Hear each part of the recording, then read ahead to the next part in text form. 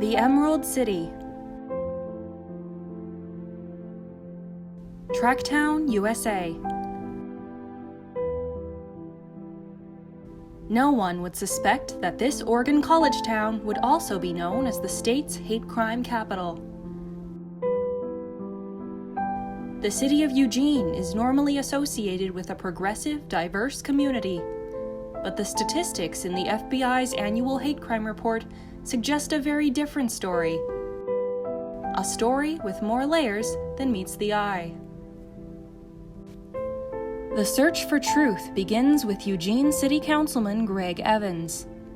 His personal encounters with racial prejudice in the city reflect the very real problem that exists in the community. You know, I've lived in Eugene for the last 35 years. I moved here originally from Cleveland, Ohio, where I was born and raised.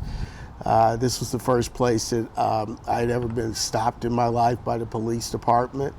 I was racially profiled. I had a number of other incidents of a racial nature that really kind of sparked me to get back involved again. You know, I've had people, yell things at me out of car windows. One time I was walking down 8th Avenue and somebody, threw a bag of garbage at me and called me the N-word and a few other choice names. My children have experienced it very early on in school. My daughter, who's now 15, I'll never forget the day that she came home from first grade and asked me, Daddy, what is a nigger?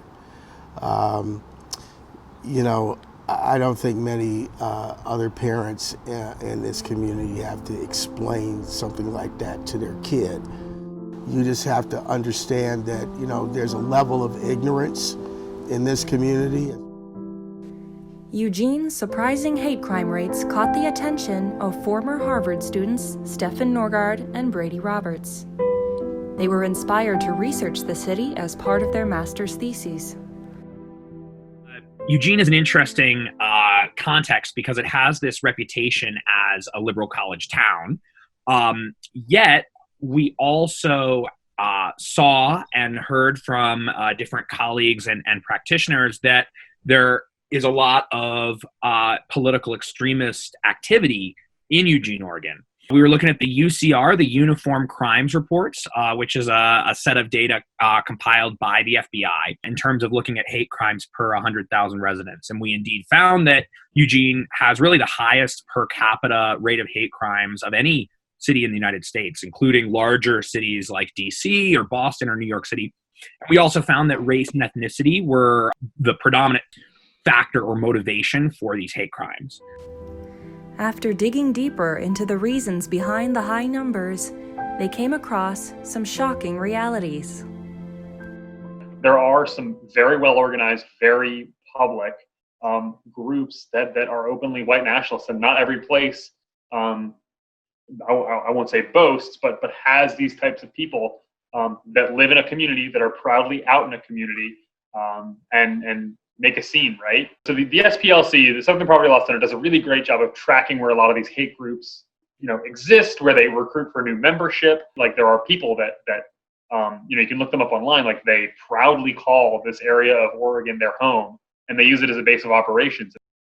You also have a lot of evidence, for example, Eugene's role as a sundown town, meaning that African-American residents after dark could not wander the streets or be in white accommodations. And then you also have, kind of public sites like Skinner Butte, for example, that had, a prominent role as KKK spaces, as white nationalist spaces, really speaks to the kind of the strong historical and contemporary presence of white nationalism in the area.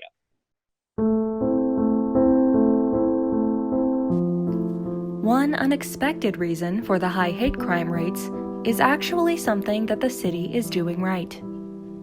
Eugene is the only city in Oregon with an office specifically dedicated to the reporting of hate crimes and support for victims. Fabio Andrade is the Human Rights and Equity Analyst at what is known as the Office of Human Rights and Neighborhood Involvement. It's all victim-centered. So if a person is a victim of a hate crimes and feels comfortable calling Eugene police and reporting, we hope that everyone will do that. But some people do not want to report the case. They sometimes want us to know, but they do not want to follow like a more formal procedure and have police involved. So usually we have more cases involving blacks and African Americans than other groups, especially cases involving physical violence. So blacks and African Americans are the main target of this kind of criminal activity. We have graffiti activity that targets the Jewish community and harassment against Latino communities and LGBTQ+ community members. But physical violence has been more frequent against African Americans. The office is unique to Eugene, and its dedication to the reporting of hate crimes means that the city automatically sits above other cities in the FBI rankings. Because we have a strong reporting systems and that information is misused many times, because the reporting to the FBI of hate crimes to the FBI is a volunteer action on the part of cities. So they are not required to report. So some cities report, some don't. And some people take that information from the FBI hate crimes website and publish rankings. And that's completely wrong because the reporting systems are different. So you cannot compare things that are different. And that sometimes gives Eugene a bad reputation. Say, oh, it's a place with high levels of hate crimes, when that is not the case. We have the highest number of reported cases because we have a system that collects that information. So if you don't have a reporting system, then you don't have cases. So that's usually what happens. Officially, you don't have any hate crime case in many cities in Oregon. So 2020 is the first year in which the state has now a system for collecting information from all jurisdictions in the state. Now all law enforcement agencies have to report criminal and non-criminal activities to the state. Another reason for the inflated hate crime rates in Eugene is the reporting method itself. Lane County District Attorney Patricia Perlow is familiar with the details and the laws behind the process. Eugene is unique because they take all reports, whether it's a crime or not. It could just be an incident that wouldn't rise to the level of a crime. There's actually a new statute called bias crime, and if a case were referred from law enforcement that met the statutory definition for a bias crime, we would be in charge of prosecuting any felony in Lane County and any misdemeanor outside of the urban boundaries where they have their own municipal court. We also file cases where it might be a felony assault charge where the motivation for it was related to a bias, in which case we would file aggravating circumstances, which could enhance the sentence ultimately that someone receives if they're convicted. It went into effect January 1, and in fact, Lane County is one of the 3 pilot counties for tracking stats for bias crime. If it were broken down into incidents and then separated out the crimes, that probably wouldn't be as shocking. But when you see the number, because it's all recorded and reported together, that's what makes it look so alarming. Though the level of actual hate crimes may be lower than it appears, real crimes do happen in the area, much like one that took place just outside of Eugene. There was a young African-American boy who was walking, it was in Springfield actually, and a truck with a Confederate flag on the back of it started chasing him down, and he ran and he called his mom on his cell phone from a hiding spot as they were closing in on him, and she managed to get there. She wasn't very far away, and he ran out of hiding and jumped in the car and took off, and she had called police while she was driving there. The people that were involved in that were convicted, and I asked the judge to forfeit the Confederate flag, and that's what created all of the outrage, where she and I were receiving a lot of hate mail, threats. Despite the strong efforts of the city, many criminal and non-criminal incidents may still be sliding under the radar. to make it into the FBI UCR crime database, a lot of things need to go right, starting with the person actually wanting and trusting in local and national authorities to actually do something about the problem that you're having when it comes to experiencing racial or ethnic hatred. It's one thing to say we have this perfect sort of counterfactual case of a perfectly representative local government, of a really in tune and trusting public, and look how much better they're doing in this. But it's hard to point out that example because as we know, there really is there's no place in this country that is this great representational area, and that has to we can look at the institution of policing as an institution as to why that is not the case.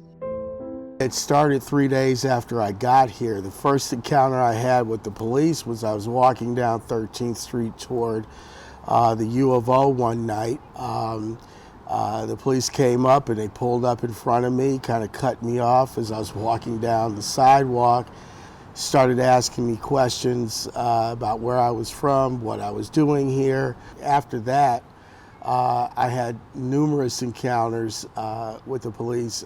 I would get stopped on an average of maybe a couple to 3 times a year. I was a passenger in a car that my wife was driving, and my wife is Caucasian. And we were stopped one time, and as a passenger, the police officer didn't say anything to my wife, who was driving. He reached in and asked me for my driver's license and my insurance. I thought it was highly inappropriate that, he did that he was profiling me, did not tell us why he stopped us, didn't say that my wife was speeding or did an illegal turn or any of that kind of thing. But he saw me in the car, and so I surmised that he figured that he had to check me out to see if I was somebody who was wanted or dangerous or, transporting drugs or something of that nature. No matter how effective or ineffective the hate crime reporting has been in Eugene, improvements can always be made and awareness can always be raised. We have a good system. We just hope that more people will get to know about the system and will feel comfortable reporting to us, because that reporting informs city policies to address the issues and also informs Eugene police in what they need to do to prevent and investigate and punish people who have committed those crimes. There's been a history of people failing to report crime because of their fear of retaliation. So having the Attorney General's office available to report incidents separately, I hope will cause people to actually come forward more so that we can hold people accountable for it. Actually, the city of Eugene has, since the writing of this, of our work, has actually gone ahead with a number of city resolutions and ordinances, very much in the spirit of this exact document. There are sort of unique contours to Eugene as a space, but this is in many respects the story of modern America. And if a place is serious about looking at a problem and breaking it down and really making concrete steps towards eradicating it, it gets to the very foundation of how you've arranged institutions in a community. There's a lot of people in this community who, view themselves as being very liberal and think that that's the way the community is, and it really isn't. So they if I have a conversation with them about situations like race, they're always shocked. That happened to you? Well, I wouldn't expect that would happen here. Yeah, it does happen here, and it happens quite often.